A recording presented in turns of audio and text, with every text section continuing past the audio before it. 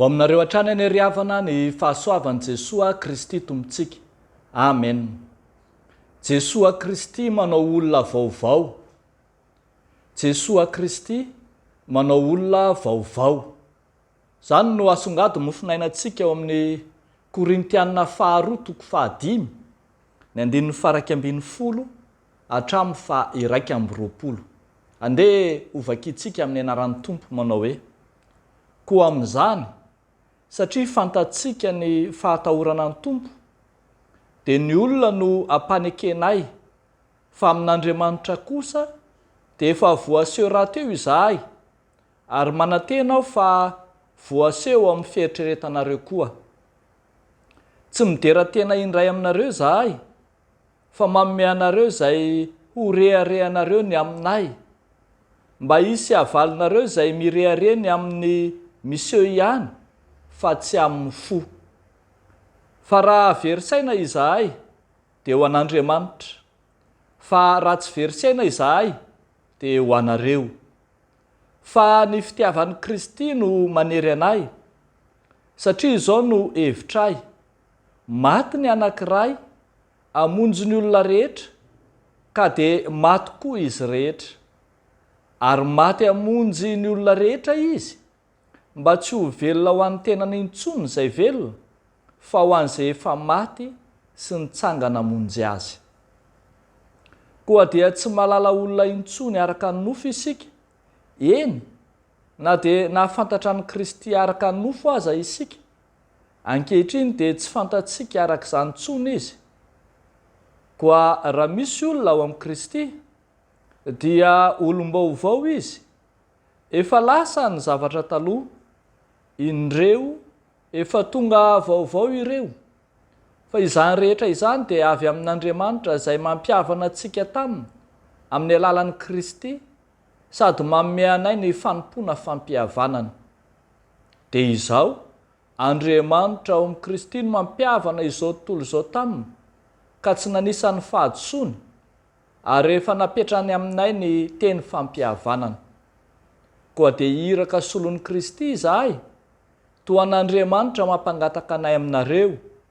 Solon'i Kristy izay ka mangataka indrindra aminareo hoe mihavana amin'Andriamanitra anie ianareo, izay tsy nalala ota, dia efa nataony ota hamonjy antsika, mba ho tonga fahamarinan'Andriamanitra ao aminy kosa isika. Ray masino, manamasina anay amin'ny fahamarinana, ny teninao no fahamarinana. Amen. Jesosy Kristy manao olona vaovao. Zany no asongadiny mofinainantsika an'io. Fandaharan-teny nataon'ny apôstôly Paoly ho an'ny fiangonana tany Korinto, hanamarinana sy hanazavana tamin'izy ireo ny maha-apôstôly azy.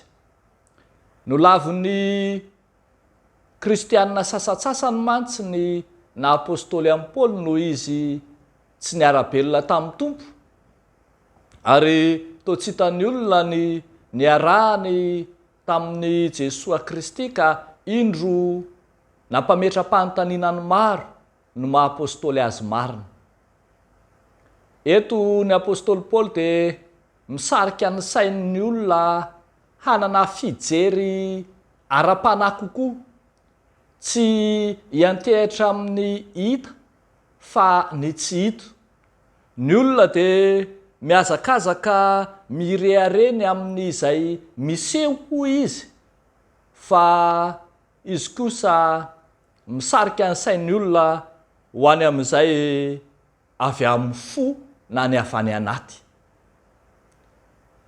Ny hita maso no nambabo sy nandrendrika ny maro, fa adin'ny olona fa misy ny fiovampo sy ny fiovana ao anaty izay tsy hita ety ivelany. Zany fiovampo sy any anaty zany dia baikona sy tarihin'ny fitiavan'i Kristy. Arak'izay tenenina eto hoe ny fitiavan'i Kristy no manery anay. Dia izao, maty ny anankiray hamonjy ny olona maro. Io fitiavan'i Kristy izay nanaiky ho faty io no ambaran'ny apôstôly Paoly fa nanombo azy ihany koa tamin'ny azo fijaliana ka atonga azy arabelona amin'i Kristy ho tafatsangana olona vaovao ao amin'i Kristy. Arak'izany dia tsy hisy intsony ny maha olona taloha sy izay rehetra miaraka aminy. Eto dia voalaza mihitsy fa efa lasa ny zavatra taloha, indreo tonga vaovao ireo.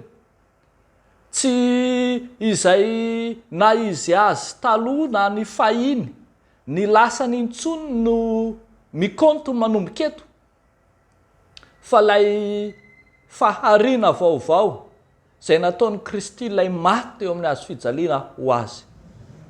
Izany no mahatonga hoe olom-baovao izy, ny hoe olona vaovao araka ny dikateny maro sy ny dikateny sasany hitantsika. Raha ny dikateny fototra kokoa dia ny hoe nohariana vaovao, voary, tonga voary vaovao. Rehefa manaiky hiaraka nombona sy niaraka ho faty tamin'i Kristy dia tonga vaovao ao aminy. Io olona vaovao izay ambara eto io dia olona vita fihavanana amin'Andriamanitra, efa nanaiky hiasan'ilay mpampihavana dia Kristy izany, ka zary lasa manana ny fanompoana fampihavanana rahateo arak'izay voalaza eo amin'ny 19 sy ny 20. Andriamanitra ao amin'i Kristy, hoy ny apôstôly Paoly, no mampihavana izao tontolo izao taminy. Fehany olona vaovao, nohariana vaovao, dia omen'Andriamanitra andraikitra vaovao na iraka vaovao, ka dia tonga iraka solon'i Kristy manambara ny fampihavanana izay efa nataon'i Kristy, tonga ampihavana ny olona rehetra amin'Andriamanitra. Zava-dehibe eo amin'ny fiainan'ny fanompoana kristianina riavako ny fandraisana ity fanavaozana ataon'ny fanahy masina, fanavaozan'Andriamanitra ny olona hahatonga azy olona ateraka indray na olona vaovao ao amin'i Kristy ity. Mandrakariva maro ny mpivavaka na ny mpamonjy fiangonana, fa tsy ny rehetra kosa no mandray ilay fanavaozan'ny fanahy masina, ka dia ny atao ihany ny atao, ny teo ihany no miverina, eny ny maly tsy miovatrany. Fa raha tena hiavao marina isika dia miavao ara-panalo, ateraka indray, manaiky sy mandray ny fanavaozan'ny fanahy masina, dia olona vaovao, voary vaovao, fahariana vaovao, mitory ny iraka vaovao izay omen'Andriamanitra antsika. Dia ho an'Andriamanitra irery any ny voninahitra. Amen. Ivavaka isika. Misaotra sy mideranao izay Jesosy Kristy ilay tonga tetỳ amin'izao tontolo izao hanavao, hanadio, anovo, anarina ny fiainanay, ka dia tonga olona vaovao ao aminao zahay.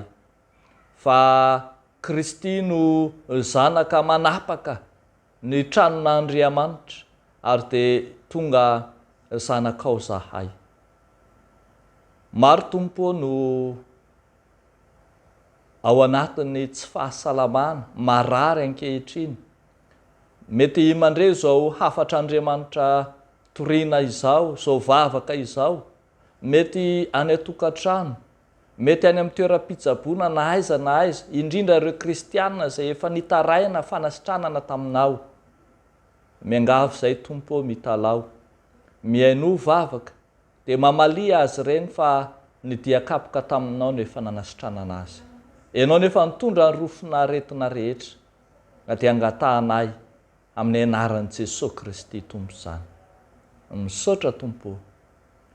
Amen.